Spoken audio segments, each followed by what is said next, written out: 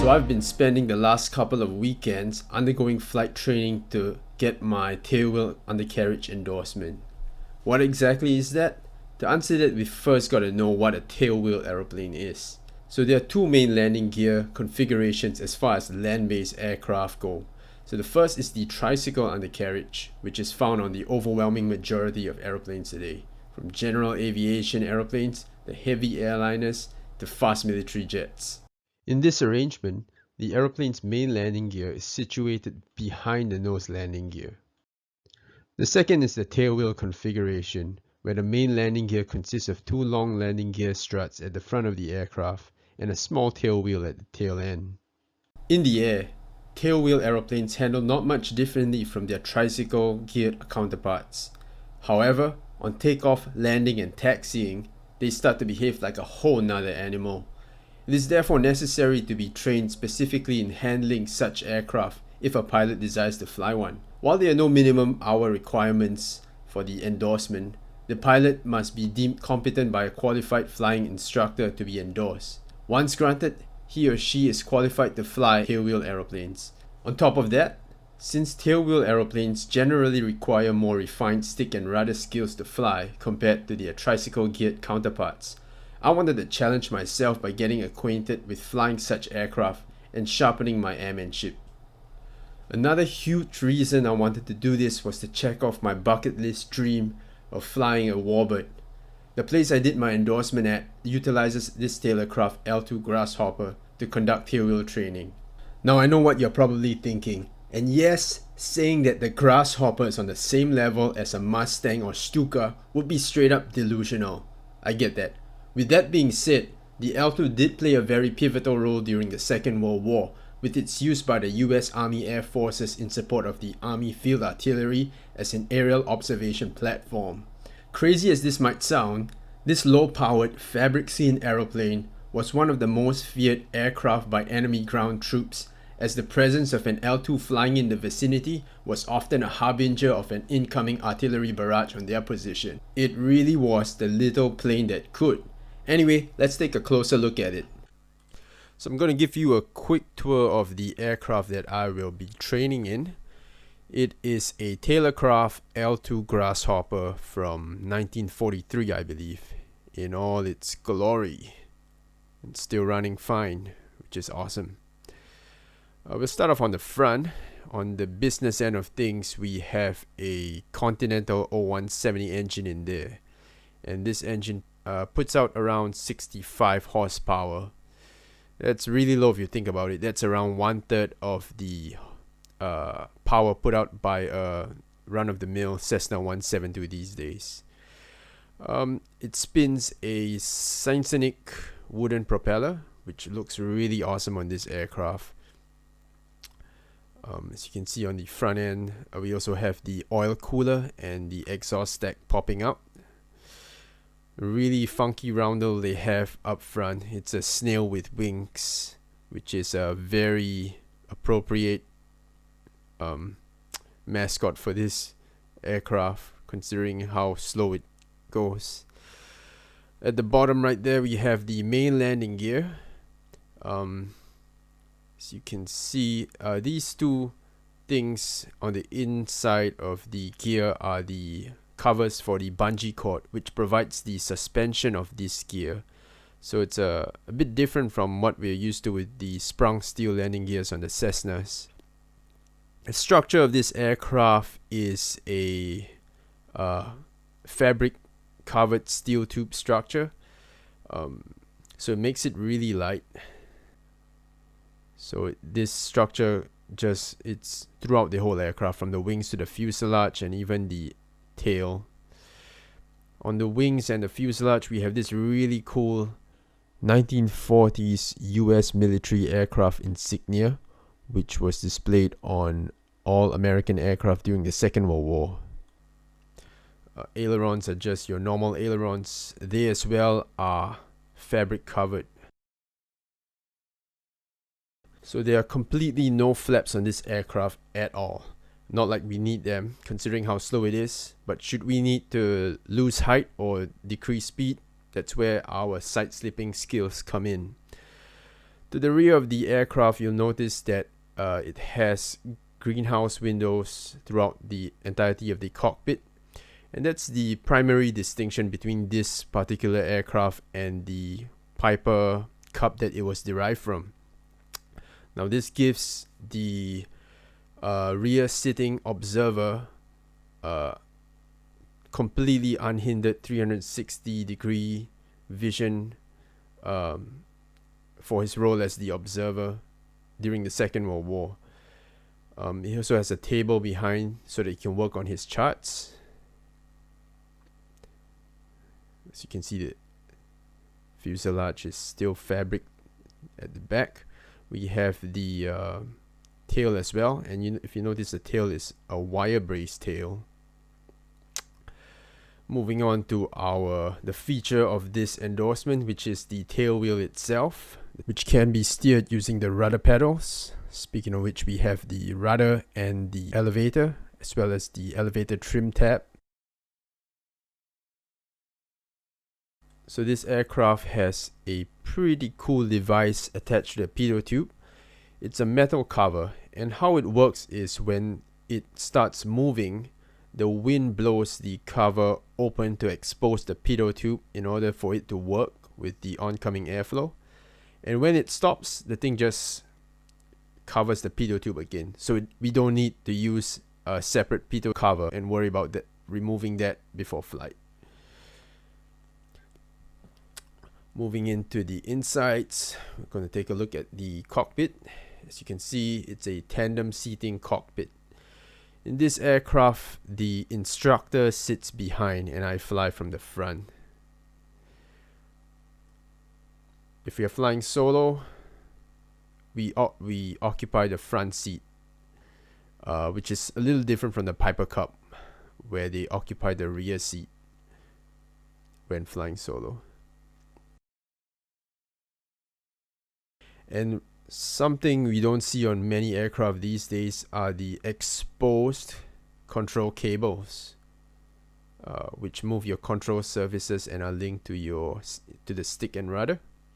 So I'm moving the stick. As you can see, the cables are moving as I move the stick. Speaking of controls, this is a dual control aircraft. So you have the stick at the rear and the front, and they move in unison. You have your rudder pedals, just like as you would for most aircraft. The difference is we now have heel brakes. So if we want to activate the braking, we use our heels instead of our toe brakes that we are pretty used to on a Cessna or something. So on the left side, on both places, we have the throttle and elevator trim levers, which are move in unison as well. As you can see, in terms of instrumentation and avionics, it's really minimalistic. We use a handheld radio connected to an external antenna for external communications. We have the intercom, which is powered by a 9-volt battery. Instruments are very minimalistic, as I mentioned. We have a balance ball, an altimeter, airspeed indicator, magnetic compass, tachometer, and the engine gauges. Pretty much bare minimal for VFR flight. Another thing to notice is that for the airspeed indicator, it's indicating the speed in miles an hour instead of knots, giving you a false sense of speed. And you have the fuel valve, which is below the engine cowling. So yeah, that's pretty much it. The L2 is only equipped with the absolute bare necessities with regards to instruments and avionics. This makes it an absolute joy to fly. No bells, no whistles, just pure unadulterated stick and rudder flying. That being said, it is not without its idiosyncrasies. The aircraft completely forgoes an electrical generation system. The intercom is powered by a 9-volt battery and is connected to a handheld airband radio mounted in the cockpit, putting us at the mercy of the battery life when it comes to communication. This also means that the plane has no onboard engine starting system. Starting the engine requires an external starter motor, in the form of someone brave enough to do this.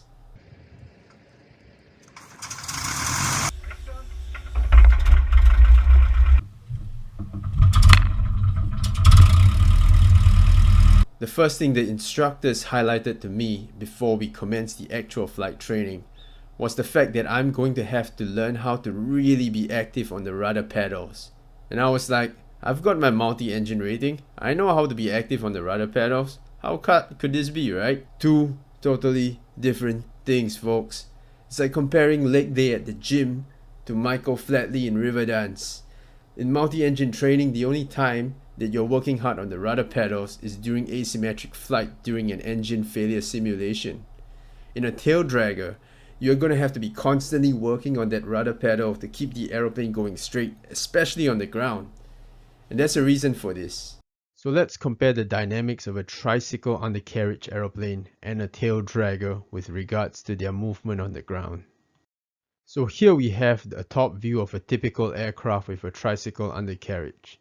As you can see, it has two main wheels at the rear and the nose gear at the front. Its center of gravity usually sits around this region, forward of the wheelbase of the main landing gear. When the aircraft is in motion on the ground, there are two main forces that act upon the center of gravity as well as the undercarriage, which affects its directional stability.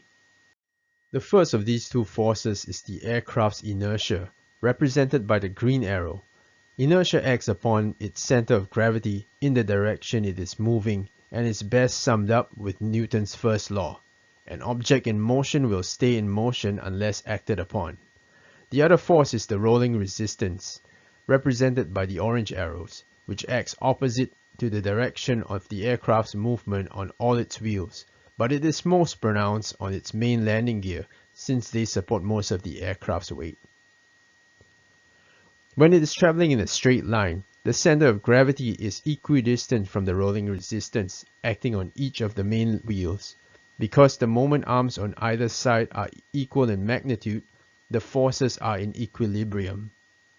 When the aeroplane turns or is disturbed to one side, the inertia acting on the center of gravity will still want to continue pulling it along the direction of its original path.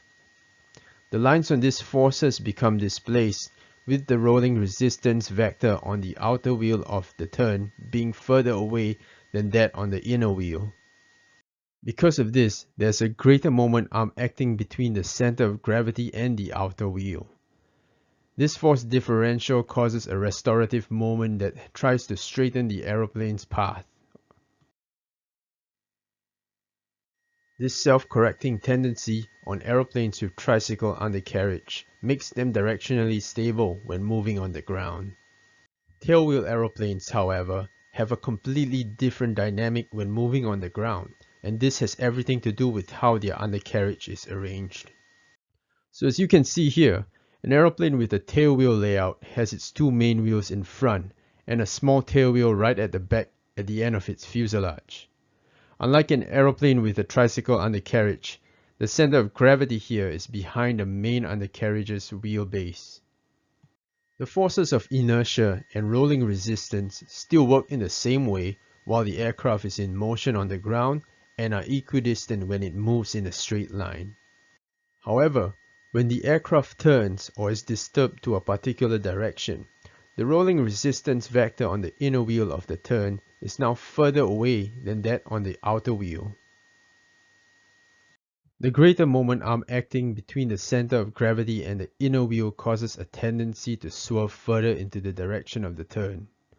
And that's the principle that's drilled into every pilot learning to fly a tailwheel aircraft, that the aircraft's tail will constantly want to overtake its nose when moving on the ground. If uncorrected quickly enough, the aeroplane reaches a point where the inboard moment arm completely overwhelms that on the other side, causing complete loss in directional control and the aircraft to swerve around itself, resulting in a ground loop. It can therefore be stated that unlike its tricycle-geared counterparts, tailwheel aircraft are directionally unstable on the ground. It also doesn't help that tail draggers are way more susceptible to prevailing wind conditions. When the aeroplane is on the ground, the keel effect it experiences is determined by the position of its main landing gear along its longitudinal axis, since its weight rests mostly on it. The more side area aft of the main landing gear, the greater the tendency of the aeroplane to align itself into the wind. On tricycle gear aeroplanes such as this one, there's slightly more side area aft of the main landing gear than forward of it. When encountering a direct crosswind, this larger area behind the landing gear is impacted by more wind than the area in front of it. This causes a weathercocking tendency. The weathercocking effect on a tricycle gear aircraft is not as dramatic since the difference in the side area aft and forward of the main landing gear is small, making the resultant moment force weak. In a tailwheel aircraft, however, this difference in area between the aft and forward of the main landing gear is much more dramatic, as you can see. In a crosswind, most of the air is striking the side of the aeroplane behind its main undercarriage, causing a much larger moment force and creating a much stronger weathercocking tendency. Furthermore, elevator input is crucial on the ground for maintaining traction and steering authority. If experiencing a headwind, full backstick is applied for tail down force to keep the tail wheel firmly on the ground for positive directional control. Inversely, when experiencing a tailwind, we input full forward stick pressure to achieve the same result. Additionally, to execute tight turns while taxiing, power needs to be added to increase the airflow from the propeller slipstream over the rudder to make a turn. So many new factors, and we haven't even touched the flying part yet. Anyway, the guy sitting behind me here is my primary instructor, Jörg. Jörg is one of the awesome instructors at Topfun Aviation who have been really patient with my progress throughout the course. This is also actually the first time I am receiving flight training in an aeroplane with a tandem seating cockpit, where the instructor sits behind instead of beside the student. As someone who has only instructed on side-by-side seating cockpits, the thought of instructing someone from the rear, where the head of the forward occupant is blocking most of the instrument panel, completely baffles me, let alone on a tail dragger with the nose obscuring the forward view as well. Crazy respect for the people who can do it. While transitioning to a tailwheel imposes somewhat of a steep learning curve, the L2 itself is a very docile trainer and it's relatively easy to handle for pilots familiar with flying typical piston singles. Because it has such a low-powered engine and a relatively light wooden propeller, the left-turning tendencies on takeoff from engine torque and gyroscopic precession are almost negligible. The takeoff on a tail dragger involves starting with full forward stick, while the throttle is gradually advanced to full power. As the tail starts to lift off the ground from the tailplane's aerodynamic force, forward pressure on the stick is slowly eased off until the tail is fully flying with the stick in the neutral position. The big difference here from tricycles is that we do not rotate the aircraft the same way. The plane would naturally want to lift itself off the ground once VR is reached. All we need to do is maintain the right airspeed on the climb up.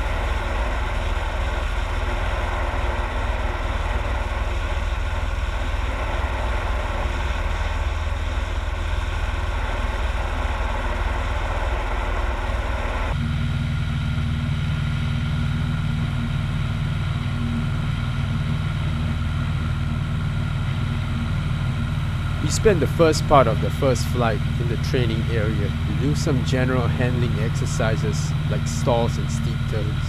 I relish the opportunity, considering the fact that the remainder of the training would be spent completely in the circuit.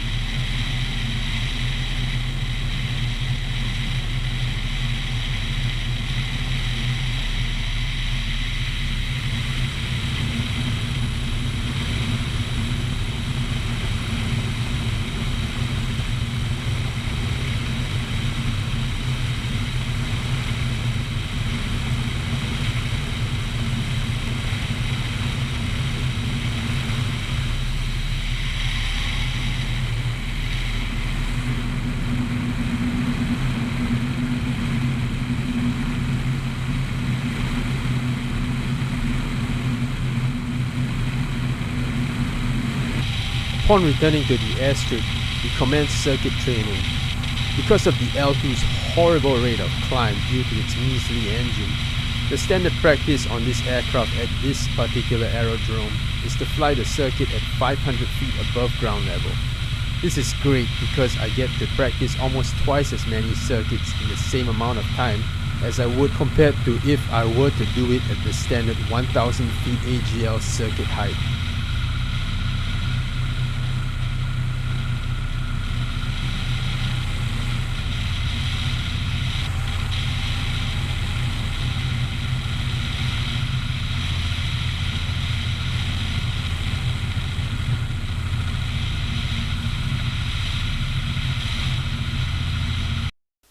It's been said that takeoffs are optional, but landings are mandatory.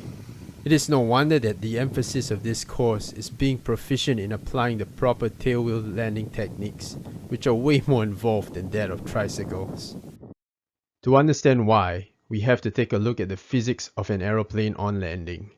We'll again start with the tricycle undercarriage configuration that we are familiar with. As mentioned before, the center of gravity will be well ahead of the main landing gear. As the aeroplane comes into land, it touches down on its main landing gear first. The moment it comes into contact with the runway, it acts as the aircraft's fulcrum point where the rest of the aeroplane pivots on across its longitudinal axis. Since the center of gravity on such an aeroplane is in front of the main landing gear, it results in a nose-down moment after touchdown. As the nose wheel slowly settles onto the runway, the angle of attack on the wings decreases. This in turn causes the lift production to reduce, allowing the aircraft to stay grounded after landing. Now let's compare that to the landing dynamics of a tailwheel aeroplane. Unlike an aeroplane with a tricycle gear, the location of the center of gravity is behind the main landing gear. If the aeroplane were to touch down on its main wheels first, the center of gravity to the aft of it causes the aircraft to pivot around it in a tail down moment. If not managed properly, the nose will be swiftly shoved upwards and the wings will experience a sudden increase in angle of attack, leading to a spike in the lift generated. This inadvertently causes the aircraft to bounce on landing, not something you want to happen. To mitigate this effect, we have the option of applying two different tailwheel landing techniques. The first is called the three-point landing, where the aircraft flares at a nose-high attitude while touching down on all three wheels at once, as the name implies. Because this landing is flown with its wings near the critical angle, any inadvertent increase of angle of attack would result in a stall, preventing the aeroplane from bouncing. The next technique is the wheeler landing, where the aircraft lands with its fuselage almost parallel to the runway surface and touches down on its main wheels first. Upon contact, the pilot has to actively apply forward pressure on the stick in order to pin the aeroplane down. As the airspeed bleeds off, the tail will slowly settle to the ground.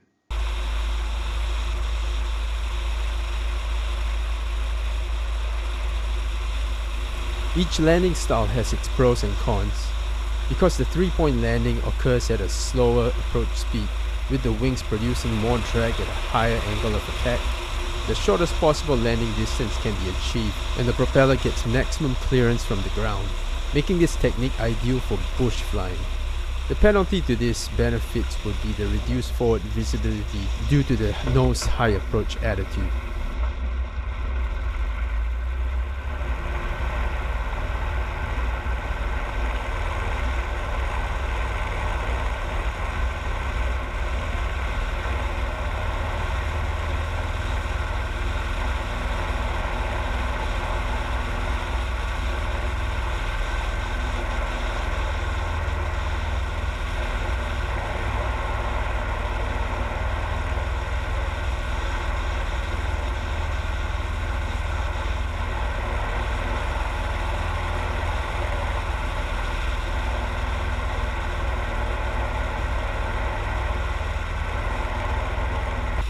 A wheeler landing gives the pilot better forward visibility, and it's the better option for gusty crosswind conditions, since there will be more airflow over the rudder, allowing for greater directional control.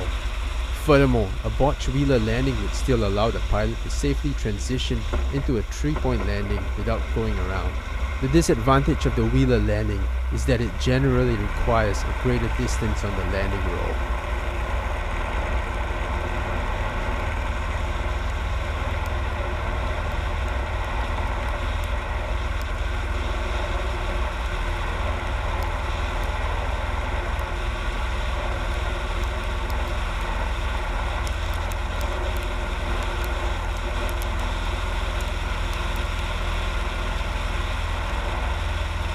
Of the two types of landings, the wheeler landing is much more challenging to learn and execute, requiring a keen sense of anticipation and feel for when the main wheels make contact with the ground. My instructors threw me into the deep end by making me get comfortable with wheeler landings before 3-pointers. The rationale being that once I get proficient at wheeler landings, 3-point landings will be a walk in the park.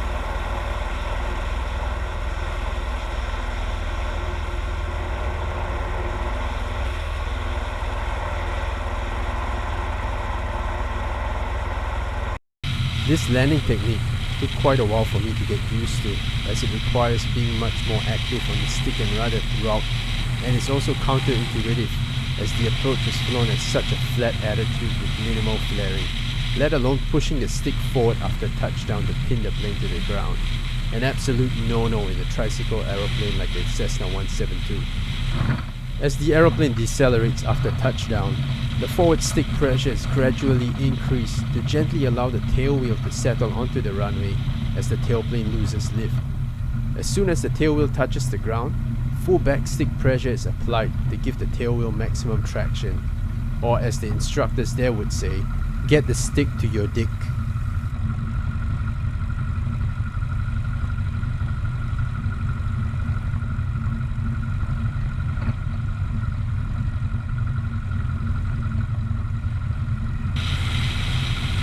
As you can tell in my first couple of attempts, there was much hesitation in increasing forward stick pressure on touchdown out of fear of getting a prop strike, often resulting in bouncing. As I started to get used to it after a while, I learned how to recover on a bounce and eventually how to nail the landing on first contact.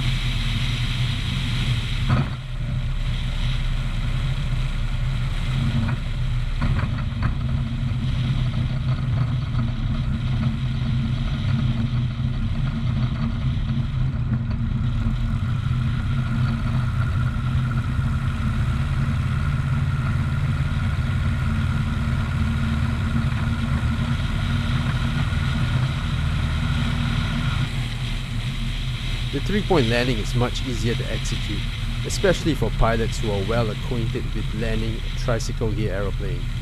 Everything is pretty much the same, from the approach to the flare to the landing itself. Even the follow-up with full back pressure on the stick after touchdown comes in like second nature.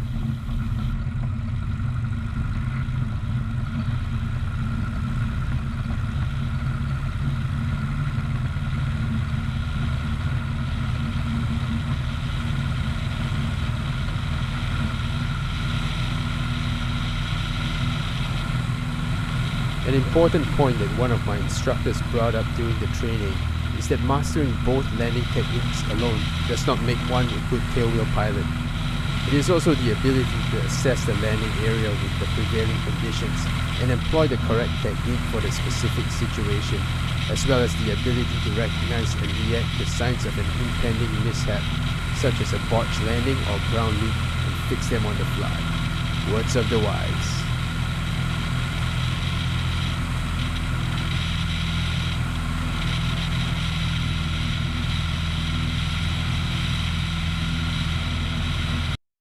Essential to all facets of flight training is learning how to handle emergencies. This is especially so in the circuit. Simulated engine failure emergency drills were thrown into the mix, including this no power 180 on late downwind. Despite being very familiar with doing this drill at 1000 feet above ground level in a typical circuit, executing this at half the height available really kept me on my toes.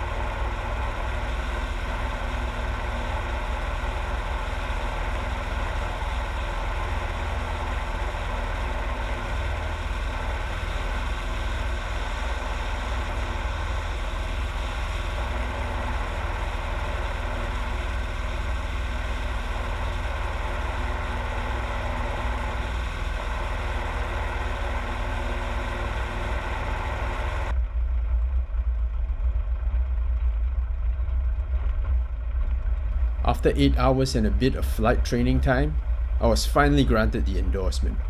Not too shabby, I reckon. With that being said, the training doesn't stop there.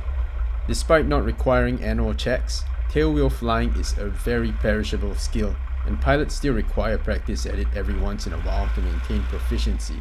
I was also strongly advised to spend more time flying the L2 to refine my chops, taking advantage of its predictable handling characteristics before moving on to a higher performance tail dragger, where I could be potentially caught off guard by its twitchiness. In the words of a popular flight instructor, a good pilot is always learning.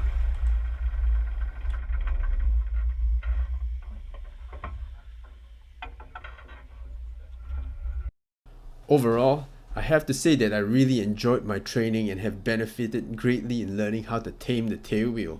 Even if I don't end up using this endorsement to fly tailwheels, just the training alone has improved my general handling skills. Massive thanks to the good folks at Topfun Aviation for all their help, especially Michael, Jack, Ewart and Chris. Just a plug for them. If you are in the Perth region and in the market for some recreational aviation training or even getting your tailwheel endorsement just like myself, do hit them up. Great instructors, very competitive training rates. Definitely recommend it. This is Sean signing off. Thank you so much for watching, and please subscribe if you like this kind of content. Until next time, straighten up and fly right.